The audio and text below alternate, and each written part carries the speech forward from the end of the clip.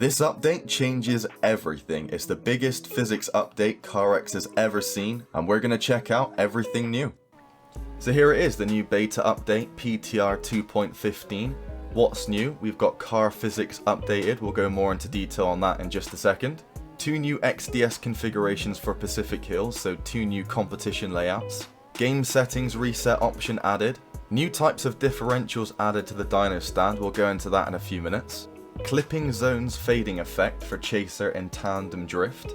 Added automatic application of custom cameras when switching to a TV camera in training. Time to complete races changed up to 5 minutes in single player mode. Fixed incorrect camera focus when painting a frame. Fixed enabling of engine in multiplayer windows. Issue of not saving the minimum FOV value in drone camera fixed. Fixed auto bouncing when hitting cones.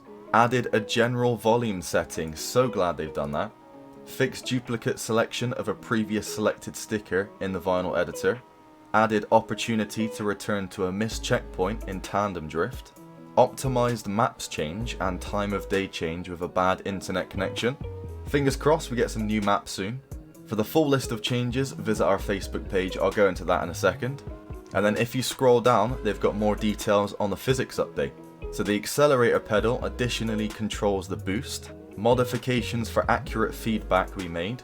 Modification of feedback response. Input frequency was increased by 2 times. So a much more responsive car depending on your inputs. Included new algorithm for calculating drift angle when hitting a bump. Automatic gearbox was redesigned for drift. Base engine diagram changed. I didn't really notice much, but we'll check that out in a second. RPM boost graph changed. Function for max speed calculation was updated. Separate parameter settings for keyboard, controller and steering wheel.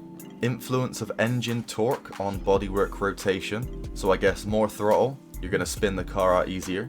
New types of differential locks. Really cool feature, we'll check that out in a second. Influence of the slip steer effect on the following car updated, but then it's not told us which cars. Modification of dependence of wheel traction vector on wheel slip speed. Okay. Rough surface ride updated. And finalization of camber influence on tire behavior. That's all the notes from right here. But before I show you what's different in the actual game, we've got even more notes to check out. So as you can see here in the official CarX VK Facebook page, there is loads more notes to the update. Let's pop them in a translator and let's see what they say. I'll try and go through it pretty quick. So updated car physics, we've touched on that already. New configs, we've done that as well. Changed maximum steering angle to 65 degrees for all cars with the ultimate setup. Really love that. Fixed wrong camera position from bumper for Thunderstrike car. Fixed lack of separate frame painting for the burner JDM. We've already done that one. New differential types, we've covered that. We've covered that, we've covered that, we've covered that. Oh no, this one's new. Fixed suggestion to save color if hex code was not changed. Added pause for siren sound when opening context menus. Increased step of sound volume switching from 1 to 5 values. Not sure what that means.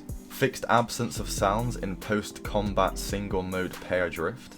Fixed playback of car engine sounds in the championship screen. Fixed not applying sound volume settings for the drone camera, so I think they fixed the free cam bug where everybody's engine sounds really loud. Really hope they fix that. Fixed clicks when entering text from a keyboard. Revisions to controls in replays. Now that's interesting, we'll check that out. Added more options for controller customization. We'll check that out as well. Added locking of drone camera controls with open message. Not sure about that. Minor tweaks to manual entry of values in the dynostand parameters. Dyno Industrial. Fixed toggling the section when scrolling the trace list. No idea. Fixed zoom not working after exiting dyno. Fix not being able to select Discord button via gamepad. Fixes added to free cameras. Improvements to the display of speed measurement system in the TestTrack's dyno. Improvements to the display of vehicle acceleration in miles in the garage. Minor tweaks to chat localization. Still no blocked words. Still no chat moderation, but maybe one day. Optimized interface of the vinyl editor in case of low performance. That's pretty good. Fixed body kit icons layout in the body fitting section. Fixed interface locking when exiting the TestTrack dyno. fixed moving text to a new line in room name, remove notification to other players about creating a single event, and that is it. So that seems to be every single note for the entire update. Let's jump into the game and let's check some of it out. Let's jump into the dyno stand, let's check out some of the changes. So first off, one of the biggest things is every single car now has 65 degrees max steering angle. Really cool, love that feature, been waiting for that for a long time. Next up, in the notes there was loads of talk of changing the graphs and how they work, but it seems to work just as it did before. I can't seem to notice anything different, but if you do, let us know in the comments what's different.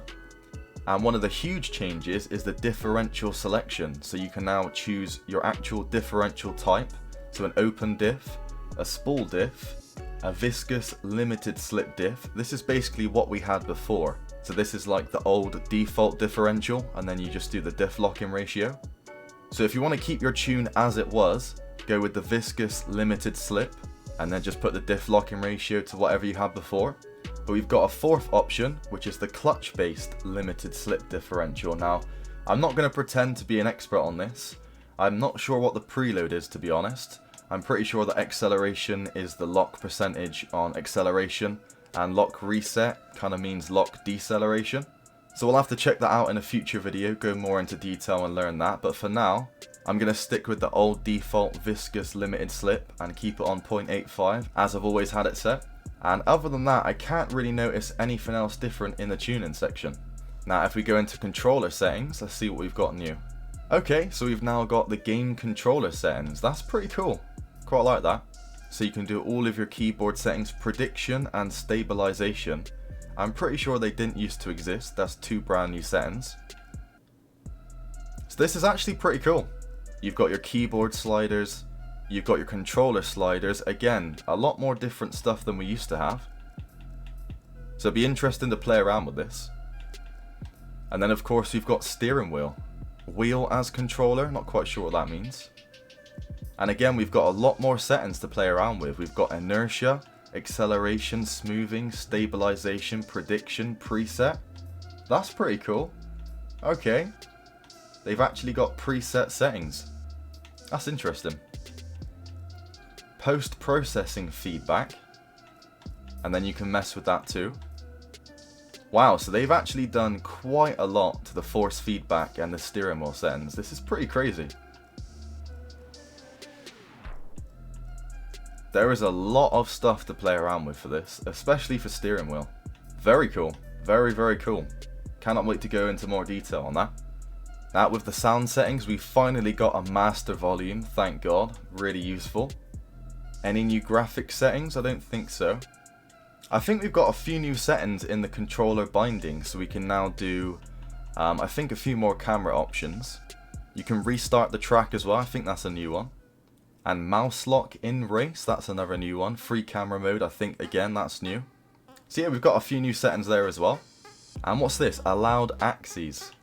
Okay, oh, this is pretty cool. So it kind of shows you what you're actually doing with the stick with all the different inputs. So I'm using my left thumbstick, up, down, right, left. That's pretty cool. And that's pretty much it for all the interesting stuff. Make sure you subscribe for all the latest CarX news. Hope you enjoyed the video. If you did, smash that like, and I'll see you in the next one. Until then, take care.